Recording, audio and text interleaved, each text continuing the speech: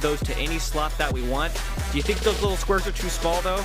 I do. I tried it. I was missing those squares so much. So hopefully they give us the ability to adjust the sizes, and then all of us will have to experiment with different HUDs so we can now start building and switching between weapons and materials much more quickly, putting those squares where it's comfortable for our fingers.